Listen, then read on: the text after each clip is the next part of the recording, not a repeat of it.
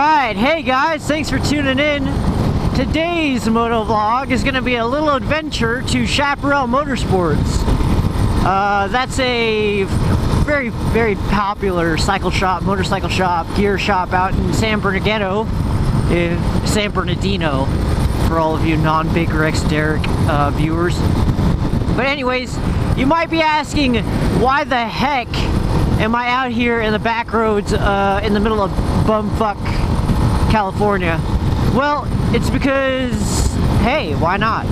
Well, honestly, I'm riding with someone else. His name's Adam. We're buddies from work, and he rides too. And he said, hey, let's try not to go on any highways for some reason. I don't know why, but so we're not gonna go on any highways. So we're going the back way. It added about, you know, an hour to the trip, but hey, what are you gonna do? But anyways, let's talk about trip planning. So Adam and I both had this idea, hey, we're gonna go to Chaparral Motorsports, but we're gonna go the back way. So those were the two stipulations. We had a location and we had one parameter that we had to stick with. And Adam doesn't have a phone. Well, he has a phone, but he doesn't have GPS or anything. He doesn't have a Bluetooth. He doesn't have, like, I don't even know if he has texting. But anyways, so I decided to plug it into my phone and do some research last night on the kind of the best way to get to Chaparral. And you know, I kind of just plugged it in, and then I was like, how about we take this way? How about we take that way?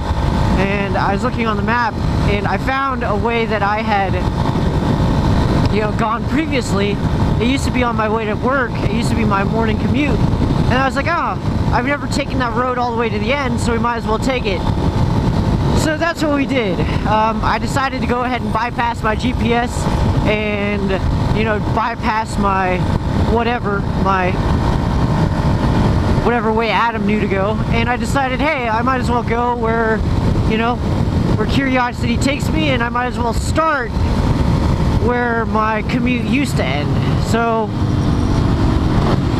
I did just that. So we decided to go down Sanderson. That was kind of a mistake, because I forgot Sanderson is a major area in terms of a residential area, and there's a couple business parks through there, so it was freaking crowded. But anyways, we made it here. This is pretty much the same exact way that we would have gone differently. We would have just taken this road and then that way, but instead we're going this direction, and it's a lot of fun. But mainly you have to make sure that you're flexible. If you are doing a trip or you are planning an adventure, Adam doesn't have communications, so I should have told him, hey, we're going to take a different way, but I have GPS, so it doesn't really matter. But I should have told him, because he was kind of frazzled at certain parts. But yeah, I should have told him, but I didn't. My bad.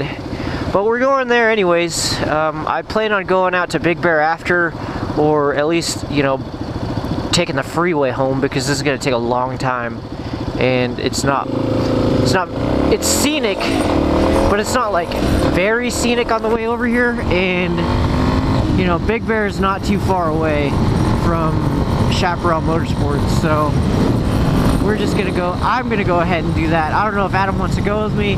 I don't know his skill when it comes to twisties, but then again, he doesn't know my skill when it comes to twisties, which is kind of funny, because I was about to lane split, and then I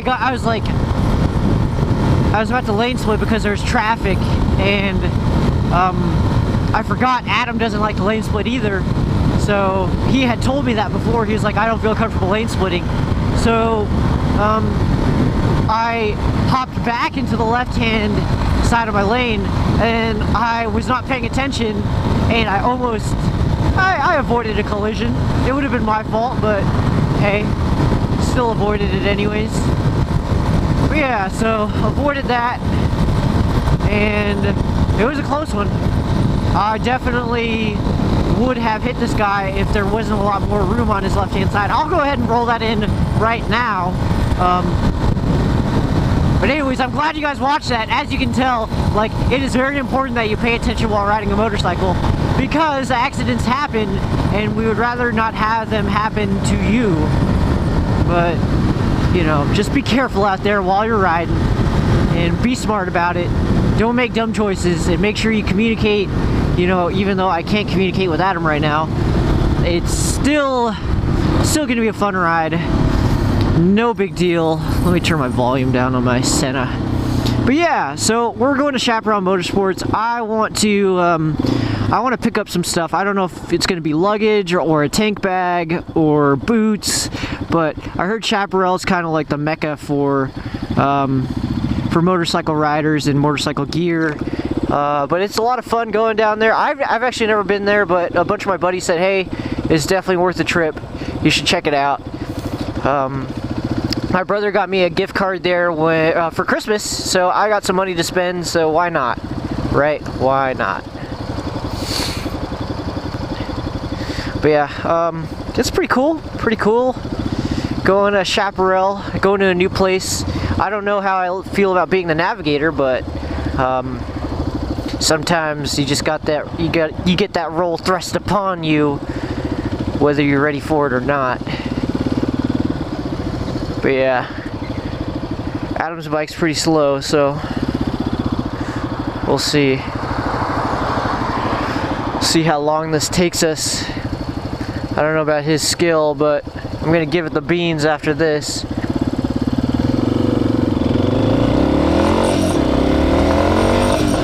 There you go. Perfect, perfect, perfect. We both made it. But yeah, so when it comes to planning a route, I always do it a couple of different ways. I ask people what their input is on, you know, previous routes and how they got there before.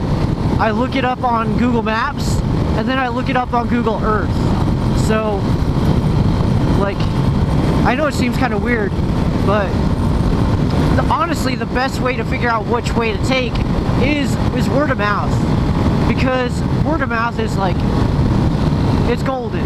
They can tell you, hey, I had trouble here, here, and here, or hey, it was a totally easy route, it was a lot of fun. You know, you should just take this way, it's easy. Or it's like, oh shoot, dude, I don't know if you should take that way, it's kind of hard, especially if you don't have a highway capable bike. You shouldn't do this or you shouldn't do that. But pretty much word of mouth is the best way, I think, to get around. If they can tell you the best route to get somewhere, the fastest way or the funnest way, the most scenic, or if a trail is difficult, that word of mouth is going to be perfect. Because they can say, hey, instead of going to Duluth, like this is a story about my brother. My brother was like, hey dude, check this out. One of the ways that we typically go cruising, the road totally washed out and it was nuts. It was like completely broken. The road had fallen through and it was just nuts. So I'm gonna go ahead and roll that video in right now.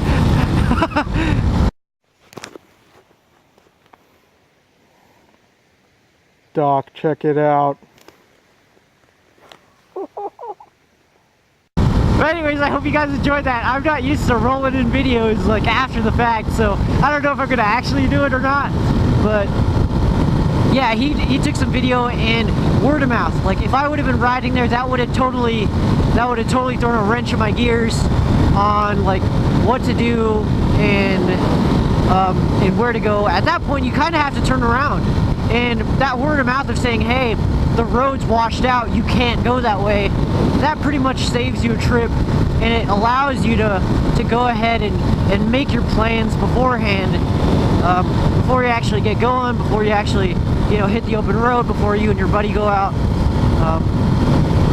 But yeah, like that word of mouth of him telling me like, yeah, the road's all jacked up. Oh shoot, kind of got dusted right there.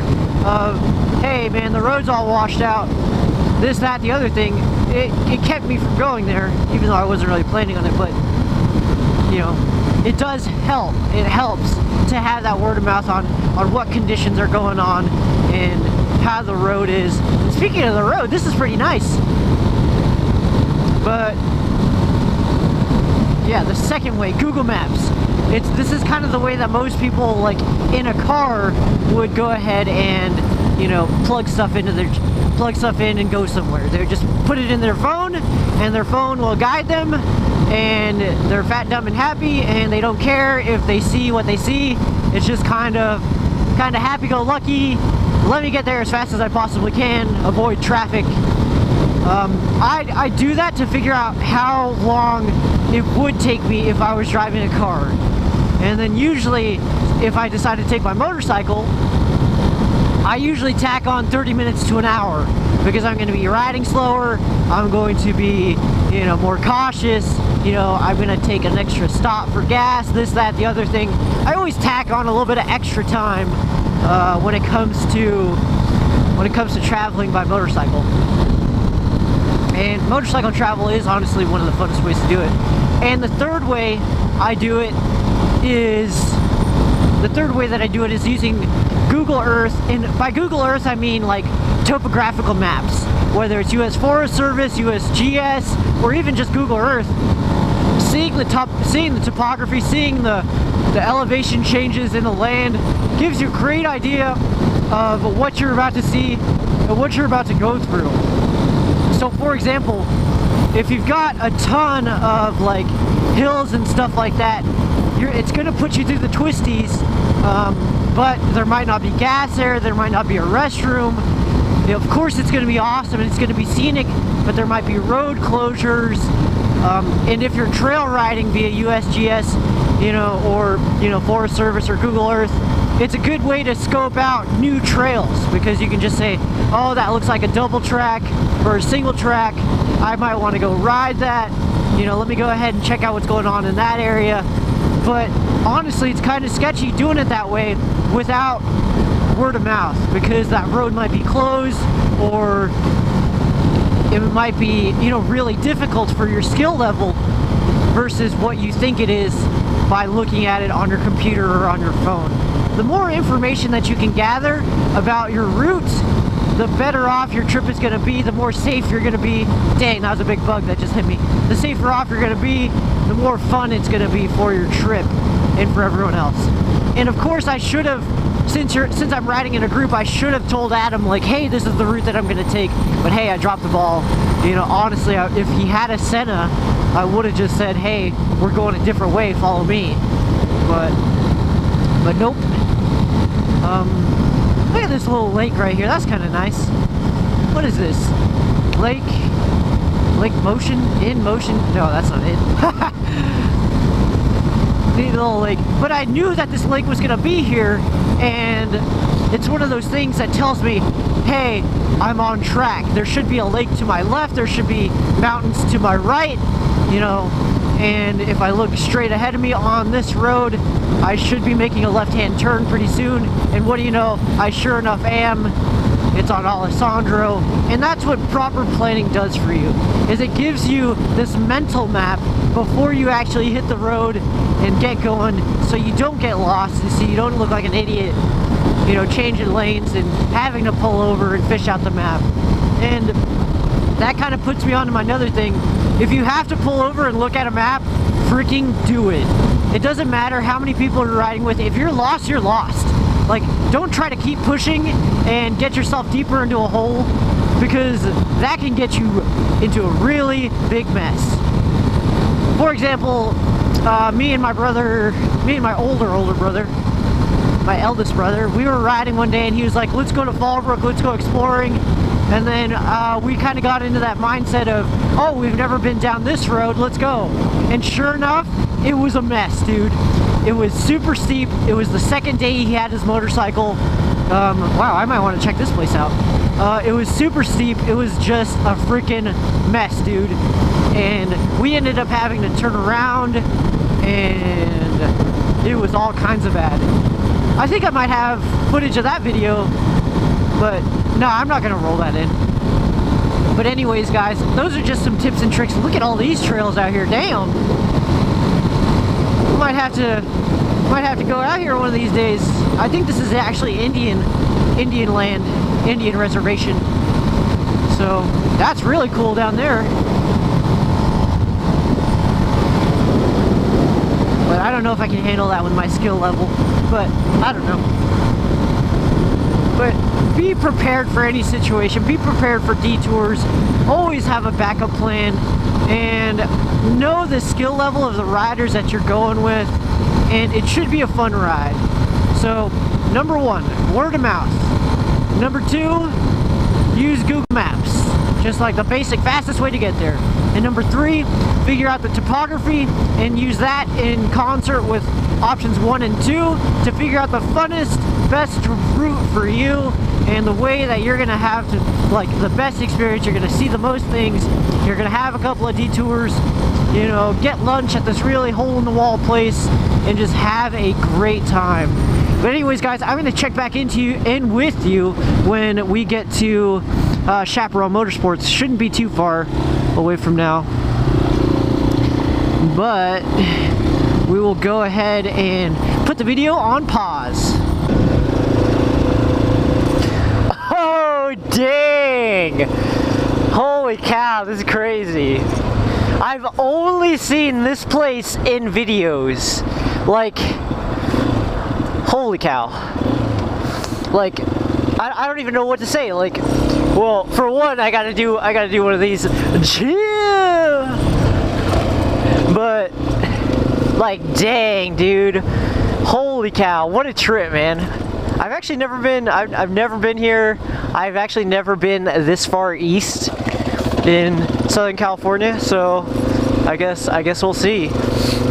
Like, I've seen Baker X Derek, Arson Rides, Snowcat, all those YouTubers come this way and freaking, like, motovlog, man. It's crazy. It's absolutely insane. Usually they come from this direction, though. But insanity. Look at that. Suzuki, Polaris, Kawasaki, Honda, KTM, Yamaha Hombres. But yeah. Awesome, man. We're here. We are there. Look at that. Where do we park? Here we go. We got the two bros hanging out. Chaparral Motorsports. This place is gigantic, man. Dang. But anyways, guys, we made it. Thank you so much for watching. I hope you have a great day. And until next time,